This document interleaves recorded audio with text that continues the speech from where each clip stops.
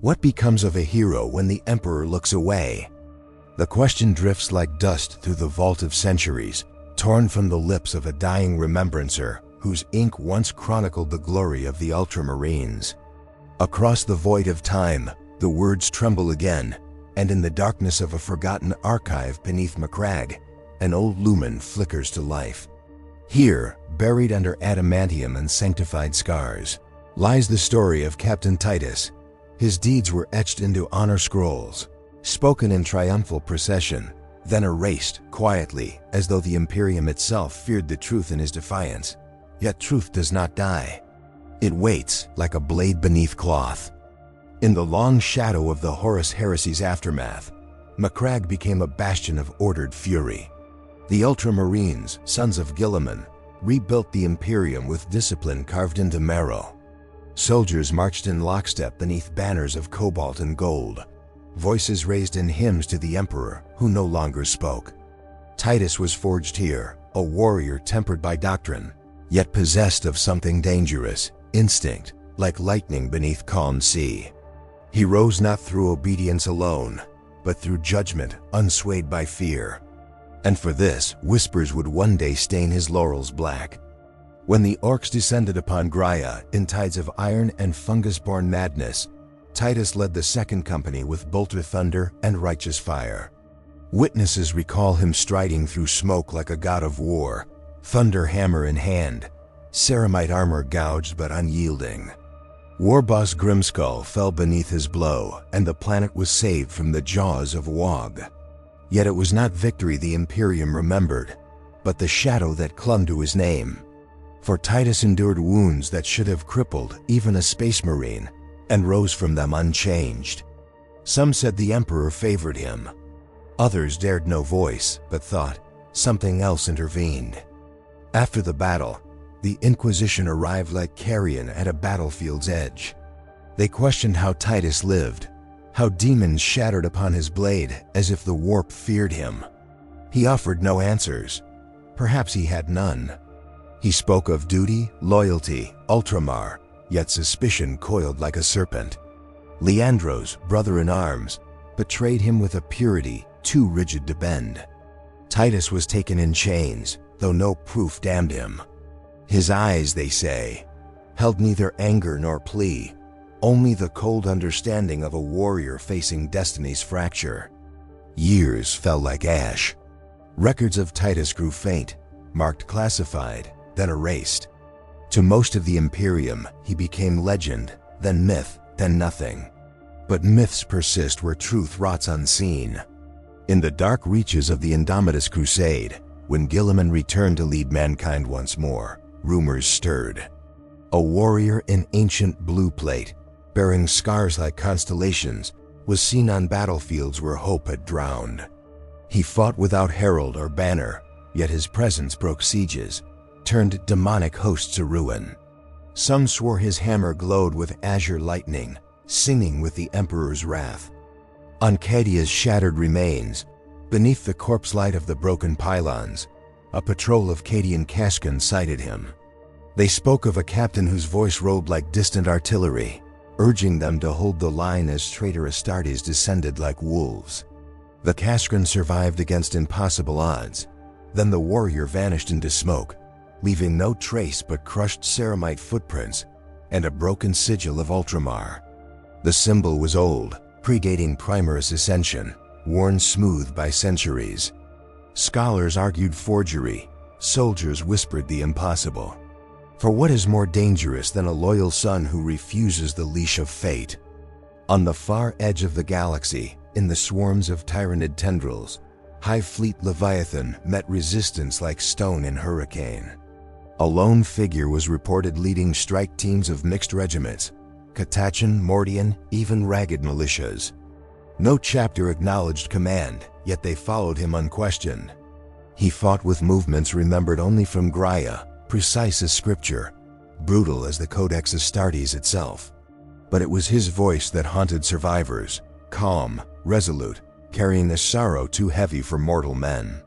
We are not yet finished, as though defying the galaxy itself. Some loyalists claimed Guilliman sought him. Others whispered the primarch condemned him, a variable in fate he could not predict. For Titus represented something dangerous, a space marine unchanged by the touch of the warp, unbroken by pain, unshaken by dogma. A warrior guided not solely by law, but by conscience.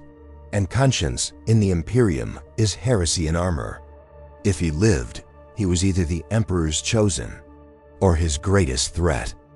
In the vaults of the Adeptus Mechanicus on Mars, a forbidden data scroll flickered to life during a communion of tech priests.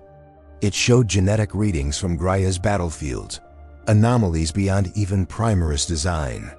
Something in Titus's gene seed had awakened without alteration or rubric, as if responding to a call older than Guilliman's reforms. The Magos overseeing the archive demanded the file purged. His subordinates obeyed. Yet a copy remains hidden, waiting like a pulse beneath stone. Now, across the Imperium Nihilus, sightings multiply. On worlds where hope gutters like a dying star, a captain clad in ultramarine azure descends into war with silent conviction. He asks no recognition, claims no company, bears no chapter marks. But his hammer falls like judgment. Some swear they see faint wings of gold shimmer behind him. Others claim his shadow flickers with something unholy. Truth fractures beneath the weight of faith and dread, each rumor a thread in a tapestry no one fully sees. And somewhere in the cold cathedral of stars, Captain Titus looks toward Macragge once more. The voice of destiny calls like a blade drawn slowly from scabbard. But whose hand grips it, Emperor or something else, no record dares declare. The chronicle ends where certainty fails. For on the last corrupted frame of a recovered Vox log, Titus turns as if aware he is observed. His eyes burn bright, too bright, and across the static a whisper bleeds through. The Emperor is not the only one who watches. The transmission cuts, the archive dies, and a new, unthinkable possibility stirs in the dark. The whisper lingering in the dead Vox fades, but its echo expands, like a wound widening beneath ceramite. Across the Imperium, there are those who cannot forget the transmission, though they know not why it reaches them. Astropaths dream of blue armor beneath lightning skies.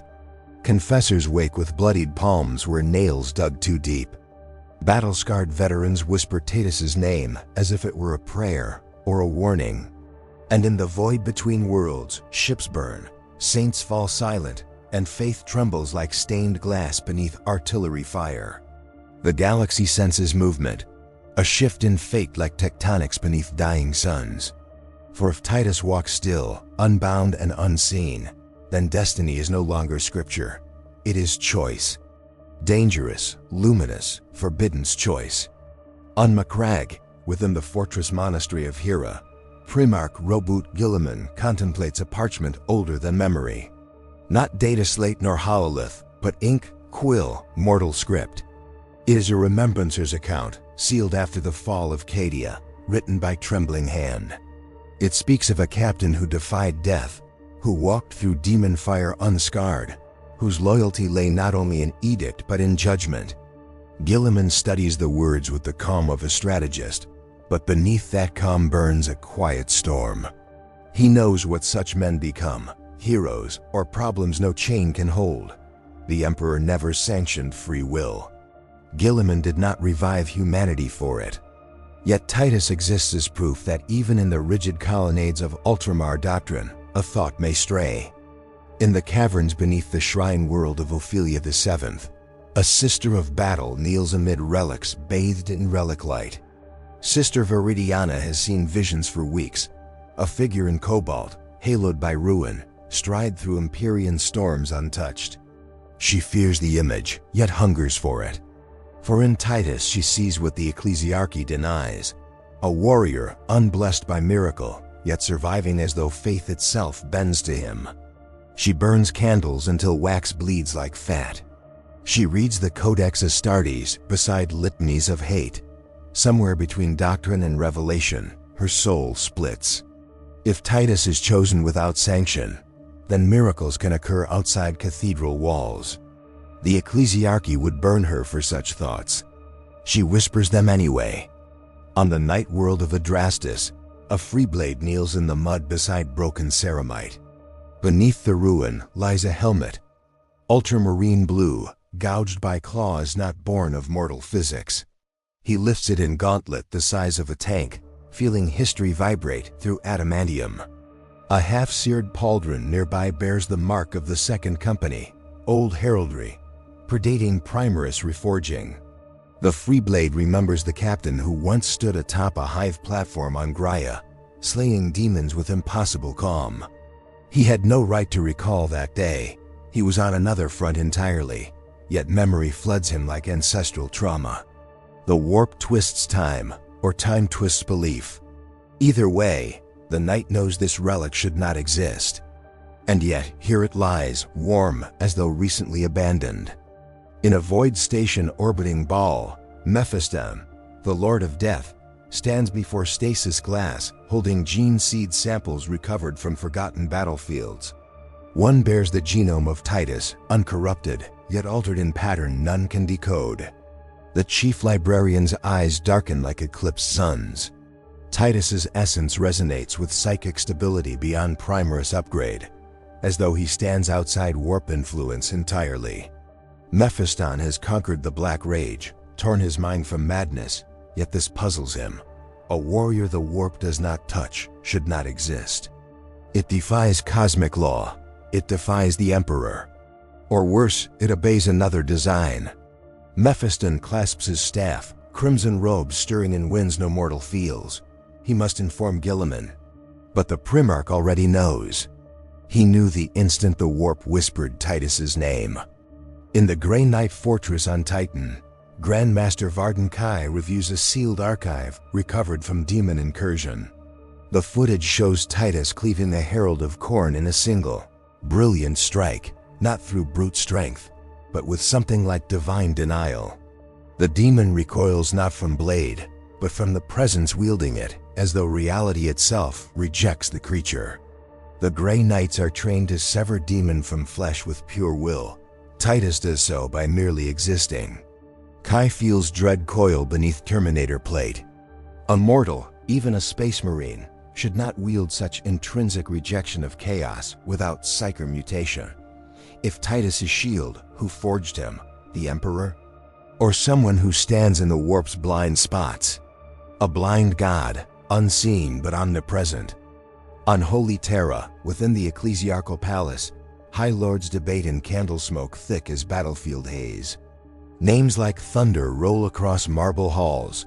Titus, anomaly, potential heretic of loyalty. Some demand his execution, sight unseen. Others claim he is a sign that mankind may rise beyond Primarch law if faith is tempered by will. One voice speaks seldom, but when it does all others fall silent. The Master of Assassins. He requests a single silent writ. A blade dispatched to cut the thread history fears. The High Lords vote. Robes shift like carrion birds. The result is sealed, but the Officio Assassinorum begins to move. In the ruins of once mighty Calth, Ultramarines veterans gather in secret beneath a collapsed basilica. They remove helms and speak with mortal voices cracked by centuries. They remember Titus, not the records, but the man. He led without fear. He listened to counsel. He questioned without defiance.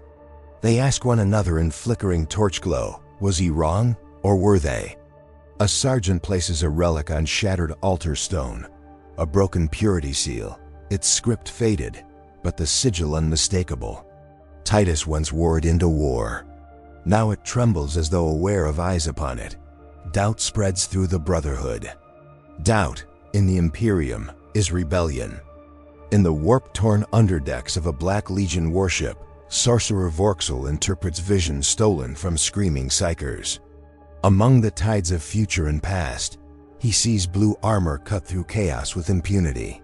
A sigil of Ultramar burns like a thorn in the eye. He laughs, a hollow, demon-haunted sound.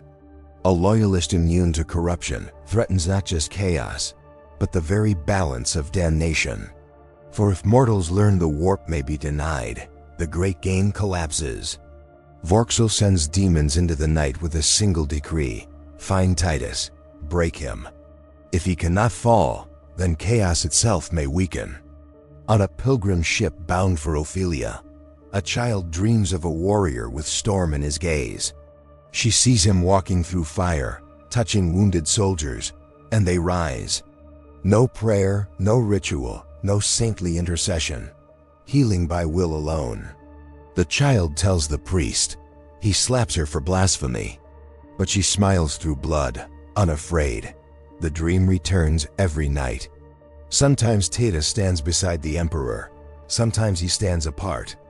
And once, in a dream so bright she woke screaming, he stood in the emperor's place upon the golden throne, eyes burning like twin novas. Destiny rewritten. Rumors swell into storm. Across war zones, small miracles occur. Bolter shells veering from their path. Demons faltering before contact. Officers surviving wounds meant to kill.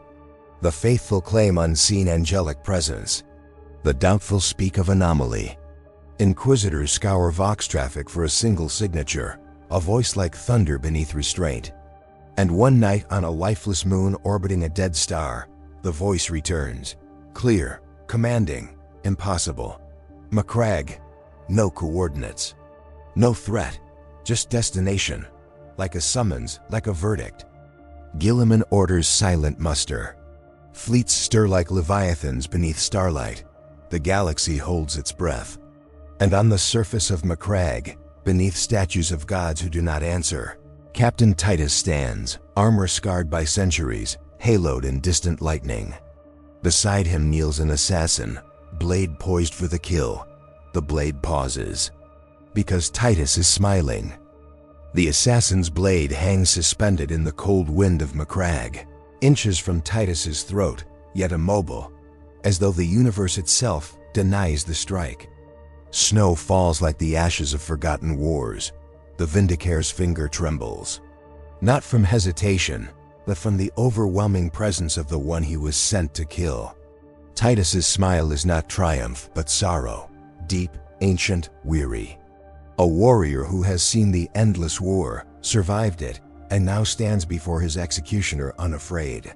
The Vindicare hears a voice no data mask can filter, a whisper like tectonic plates grinding beneath reality. Not yet. Not from Titus, not from the Emperor. Something older. Something that remembers humanity's shape before it drowned in faith and fire. The assassin lowers his rifle. The palace of Macragge feels the tremor, a fracture in destiny. Within the fortress of Hera, Guilliman receives the report in silence. Captain Titus alive, armed, calm, smiling.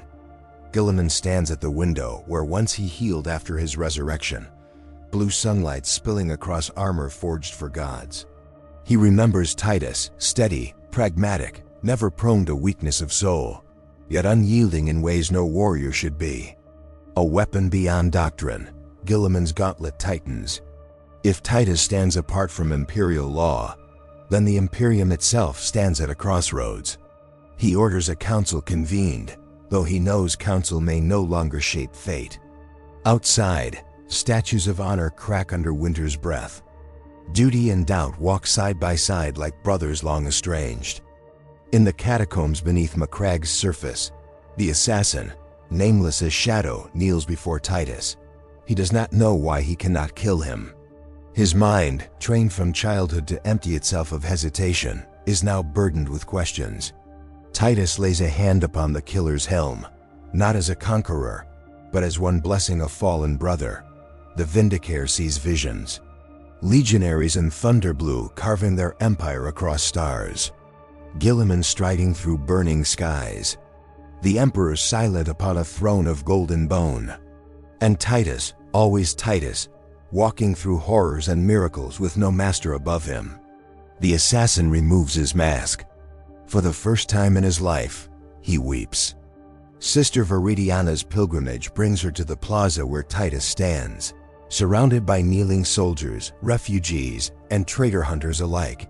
She falls to her knees in awe and terror as the warrior's presence radiates like void light refracted through broken cathedral glass. She whispers prayers that taste like rust and blood on her tongue.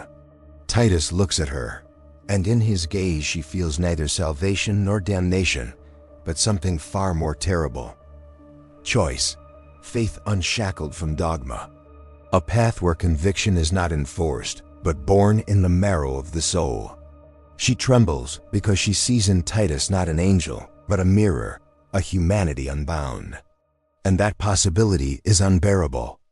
On Terra, the High Lords gather again. Torches gutter in cold vault air, thick with incense and fear. Reports flood the chamber. Defection, devotion, miracles without sanction. A captain who commands loyalty without mandate. They call it heresy. They call it prophecy. They call it a threat. The master of assassins stands silent, newly uncertain. The fabricator general speaks of gene anomalies too precise to be evolution. The ecclesiarch screams that faith cannot exist outside the sacred chain. Gilliman says nothing. His silence is thunder beneath marble. When he finally speaks, it is not command but question. What if the Emperor does not want obedience? What if he wants us to stand? The chamber erupts. The Imperium fractures by breath alone. On Titan, Grey Knight librarians form a conclave, minds bound by psychic girding. They study echoes of Titus's presence recorded through warp resonance. The visions wound them. A warrior walking the Empyrean untouched, his soul like adamantium forged in absolute stillness. No demon can grasp him. No god can mark him. He is a note outside the symphony of chaos and order, a rawness or perfection, no one knows which. One librarian collapses, armor cracking from internal pressure as visions overwhelm sanity. He dies whispering a name never spoken by mortal tongue, a presence even the warp fears.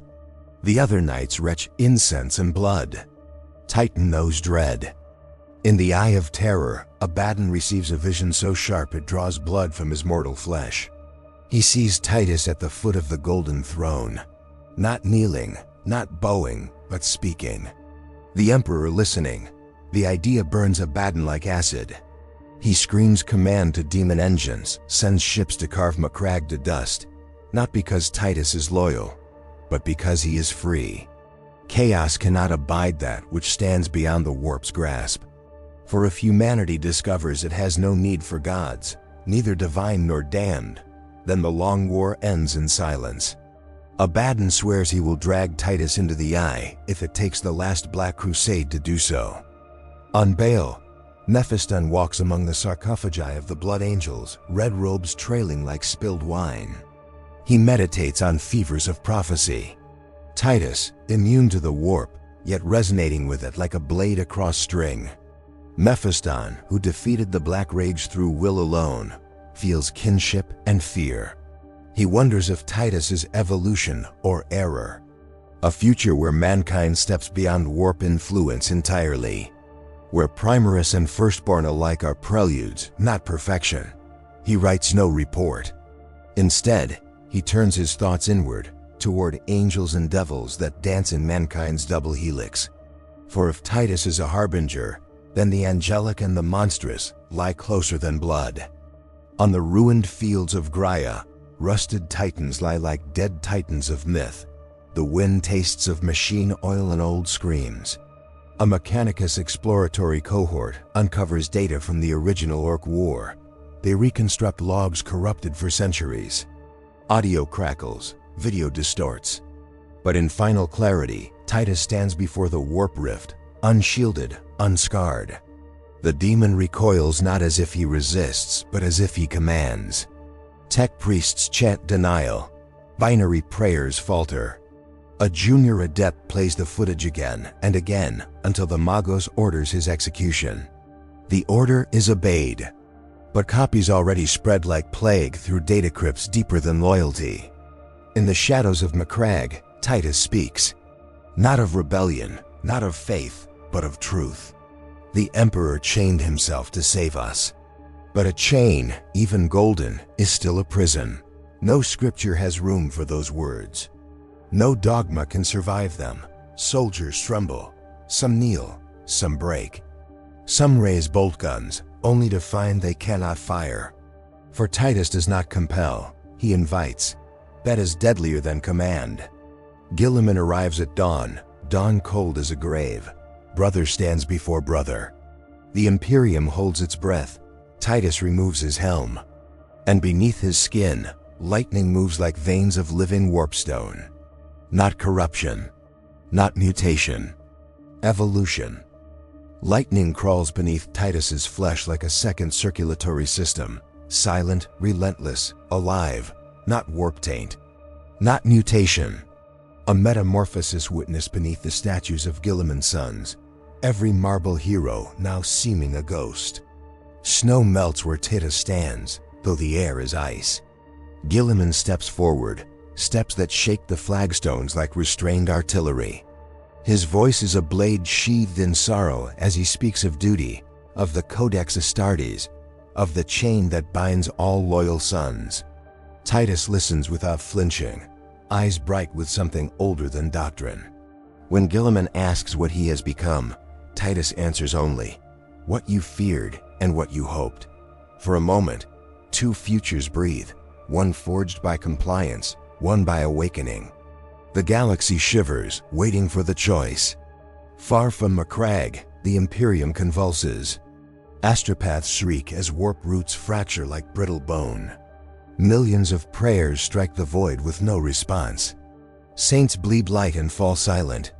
On Armageddon, commissars shoot men who speak Titus's name with reverence, but the word spreads like contagion. On Holy Terra, pilgrims kneel before the Eternity Gate, begging for clarity as thunder rolls beyond mortal perception. The Adeptus Custodes stand unmoving, yet one turns his head barely, like a god disturbed from eternity. He gazes toward Macragge as though destiny draws warmth from that star. No one notices. No one dares to notice. But the throne's golden cables pulse, faint and irregular, as though something deep within the Emperor's corpse resplendent frame has begun to stir. Within the librarius of Macragge, psychers convulse, spilling blood from eyes and mouths as visions surge unbidden. They see Titus walking through futures like corridors, some bathed in burning glory, others drowned in shrieking madness.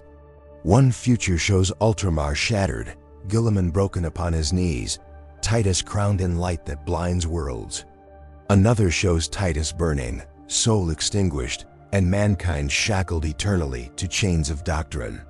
A young psyker falls into seizure and sputters her final breath with a revelation none dare record. He is the test. The phrase spreads like wildfire beneath the skin of the fortress, a heresy too plausible to dismiss. Psychers die smiling, as if relieved to finally speak the Emperor's hidden design. Mephiston arrives on Macragge like a crimson storm, wings of psychic might unfurled only in the warp's unseen tapestry. He stands beside Guilliman, his gaze upon Titus heavy with ancient sorrow. Mephiston knows what it means to defy destiny, to refuse the death written into one's blood. He sees himself in Titus, and fears that reflection. Titus speaks of the black rage, of rage that is not berserker madness, but cosmic mourning, for what humanity might have been. Mephiston whispers that salvation requires cost. Titus asks if damnation does not demand the same. Their words crash like thunder beneath the ice-blue sky. No blade is drawn, no challenge issued. Yet war trembles between them like a held breath. Sister Viridiana stands among a gathering of refugees, guardsmen, serfs, ordinary souls who have known only suffering in the Emperor's name. They watch Titus not as a god, but as a possibility. She feels her faith cracking, not in ruin, but in rebirth. She remembers kneeling as a child, praying for deliverance as tyrannid spores fell like burning snow. No divine hand saved them, soldiers did. Astartes did, men did. She wonders if devotion need not be blind to be true. This thought alone could see her burned alive, yet she cannot kill it. Titus meets her gaze across the plaza. It is not command, it is permission. She begins to speak, sermons without scripture, faith without chains. The first spark of a new creed flickers. Abaddon's fleet tears across the void, warp storms curling like black flames behind him. Never has the War Master moved with such urgency, not for Terra, not for Cadia, but for a single man. He bellows that if Titus rises, if humanity learns it can resist the warp by nature alone, then chaos dies. Demons howl, the eye trembles, and traitor legions prepare to slaughter a world. Abaddon swears to break the future with his own hands. Even the dark gods watch, uncertain, intrigued, afraid. For Titus is an anomaly they did not birth, and chaos fears what it cannot corrupt. Beneath Macragge, the Vindicare assassin, no longer nameless, walks in sunlight for the first time unmasked. His face is pale, gaunt, carved with years of silent kills.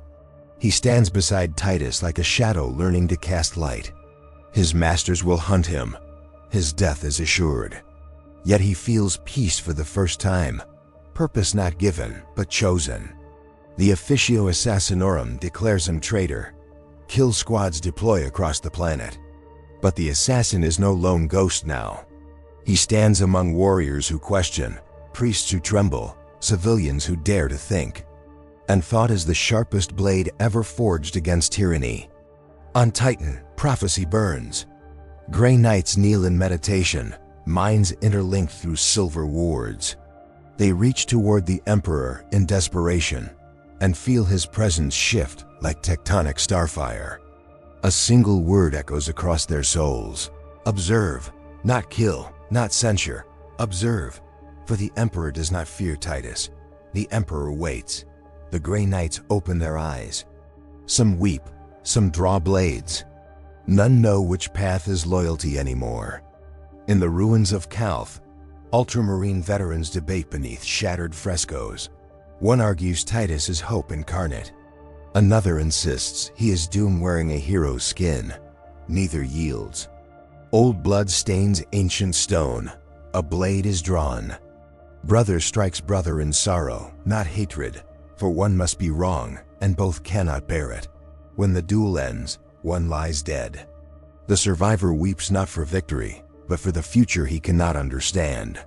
Overhead, the warp flickers like a dying sun. At the edge of the plaza, Guilliman approaches Titus. Snow falls between giants like the sands of an hourglass counting down. Guilliman speaks of responsibility, of the Imperium's fragile survival, of duty above desire. Titus speaks of freedom, of potential, of a humanity capable of more than suffering. Their words tremble like collapsing stars. Neither raises a weapon. The silence between them is battlefield enough. Guilliman asks one final question. Will you stand with us or above us? Titus does not answer. His lightning-veined skin glows brighter. The world seems to lean toward him, gravity bending as if awaiting a verdict. Across the universe, billions hold breath, then a pulse. A psychic shockwave erupts not from Titus, but from the golden throne on Terra. The Emperor opens one eye. Just one, and every soul feels it. Under the dying aurora of Cadia's shattered memory, the Black Templars press deeper into the void-scarred shrine world once claimed by the Ministorum. Their crusader chants raw and trembling beneath broken cathedrals of glass. Helbrecht himself moved like a blade drawn through prayer, faith worn thin from centuries of burning stars in the Emperor's name. He felt the ache of oaths upheld even as the galaxy itself betrayed them, the throne's light dimming across 1,000 worlds. In that silence, a single servo skull drifted through the ruins, vox humming with fragments of litanies older than the heresy. We were not meant to endure forever, the voice whispered. Whether machine echo or the Emperor's dying breath, none could say.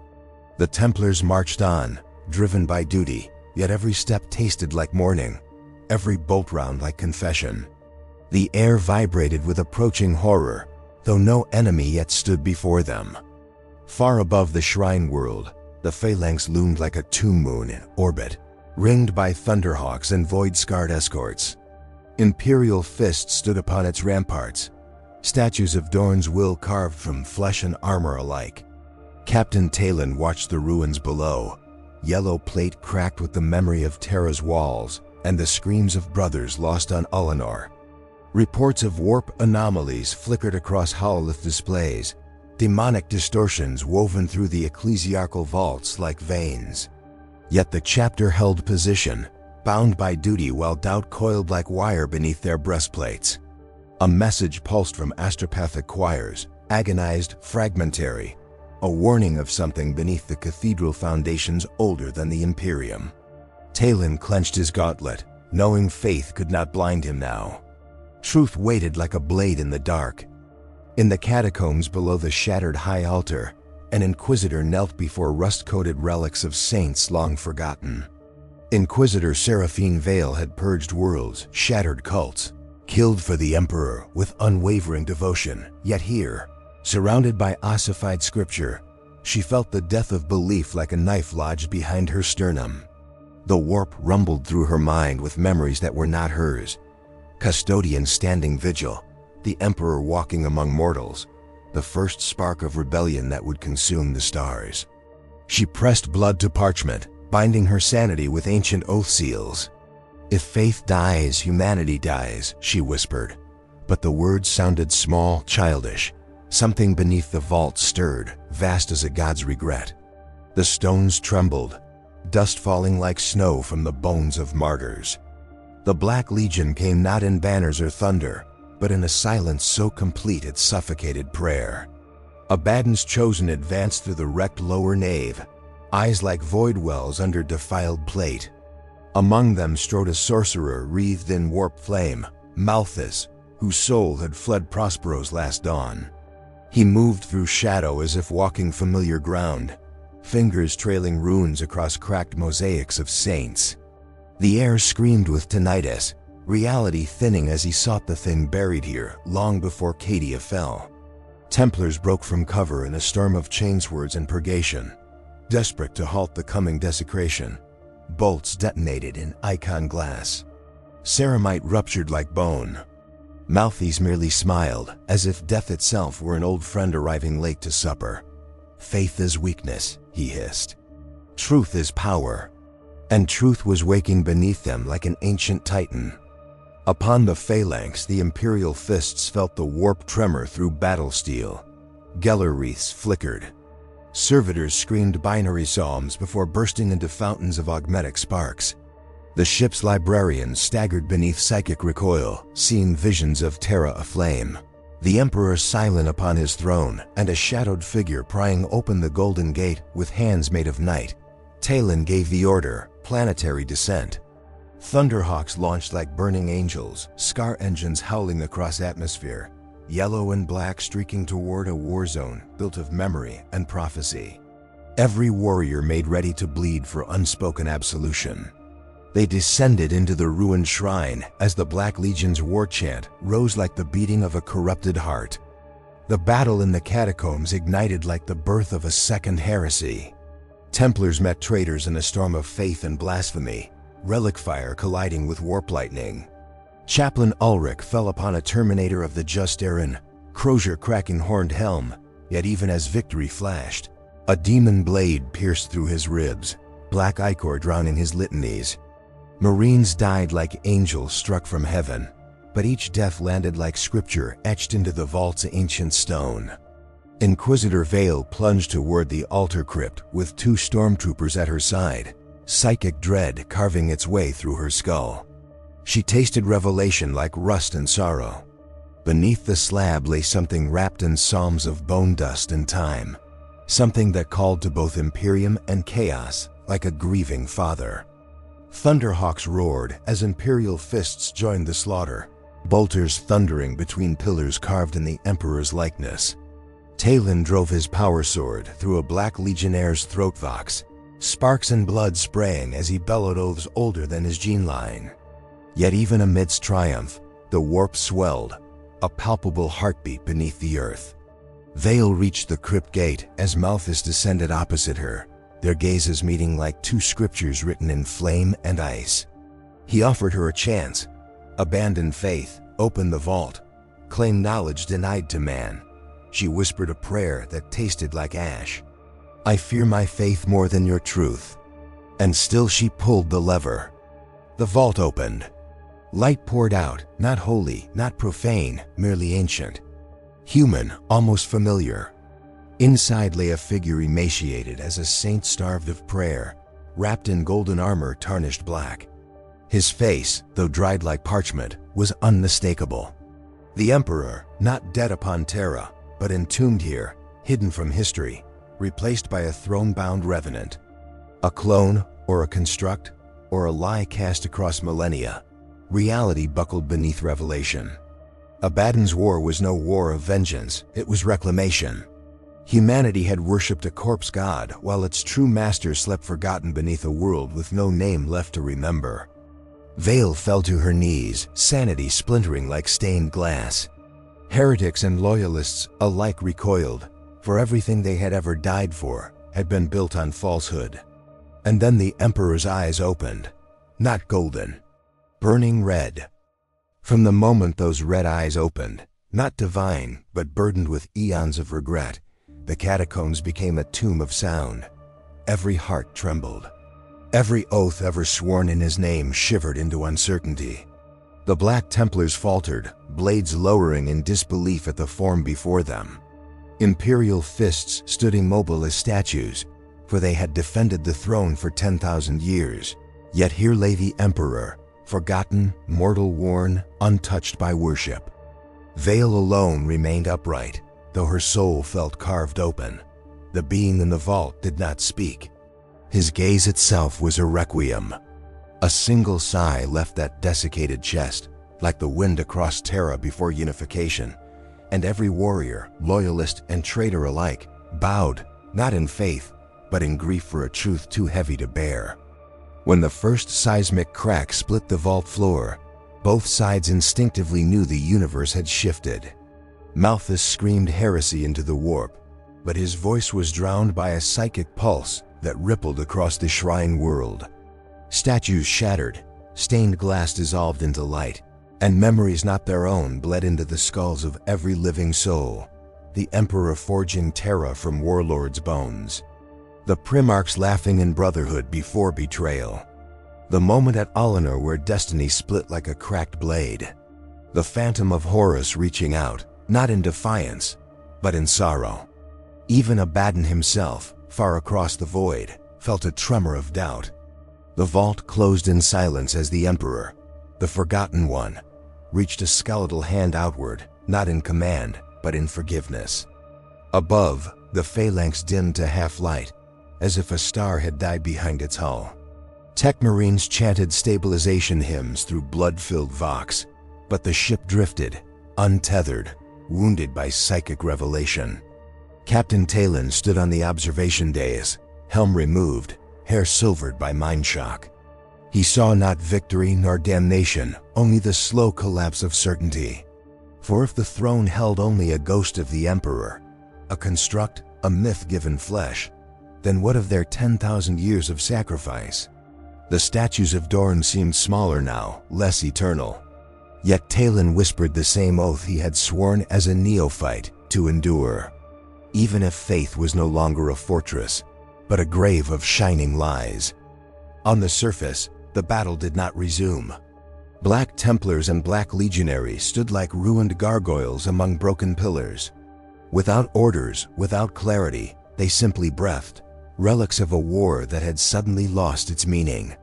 Chaplain corpses lay where they fell, rosaries cracked open like hollow promises. The sorcerer Malthus staggered, bitten by the truth he had sought.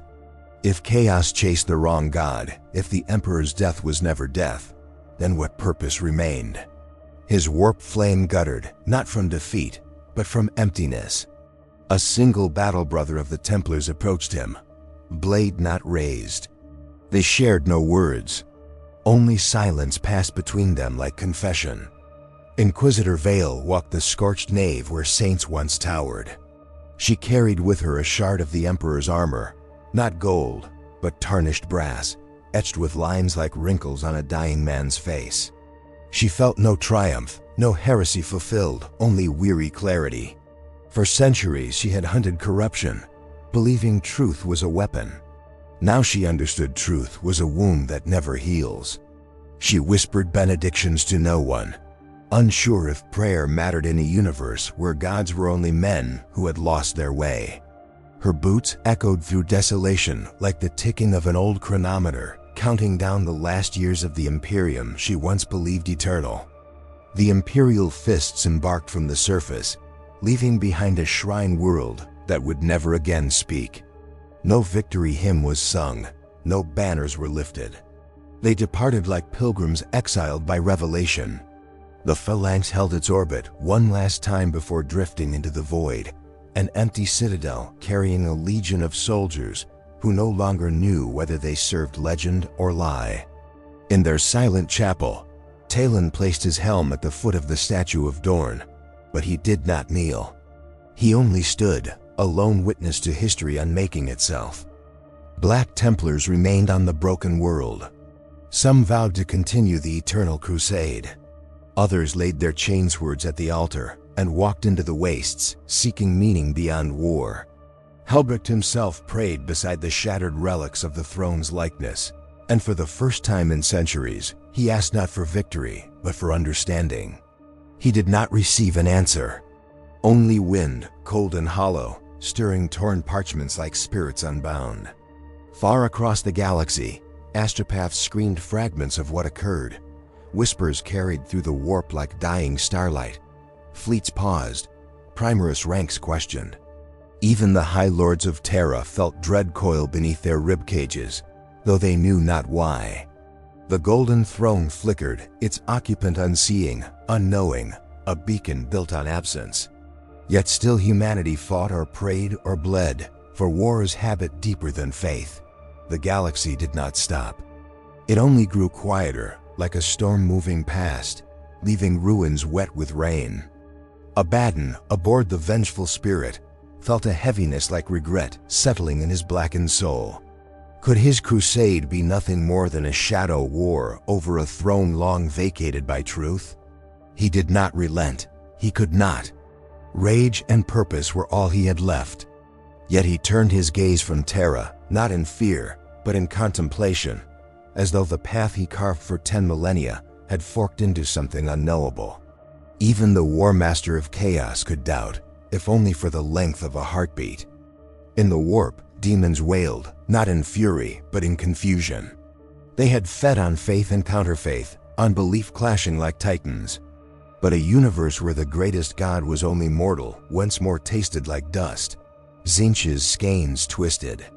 Nurgle's garden stilled. And Khorne, for a moment, merely listened to the quiet. The eye of terror dimmed like an exhausted sun. The war still burned at its edges. For what is chaos without the lie of divinity to rage against? Thus the Imperium endured, fractured, hollow, yet unwilling to die. Cathedrals cracked, but candles were still lit. Regiments marched, though they no longer knew for whom. Somewhere deep beneath the shrine world's shattered vault, the true emperor, or the last remnant of him, slept again, neither savior nor god, but simply a man who once dreamed of unity. His eyes closed like the final page of a book no one remembers writing. And a single question lingered across the stars. If the truth cannot save us, must we still bleed for it? Another, whisper soft as dust. Is faith stronger when it is false? Or when it finally breaks? These chronicles end as all things must, not in triumph or prophecy, but in the quiet echo of a galaxy that continues, wounded yet unyielding, beneath the dying light of forgotten gods. If this story moved you, if you felt its weight, stand witness with me. Comment your thoughts, share this journey, and subscribe to keep the flame alive.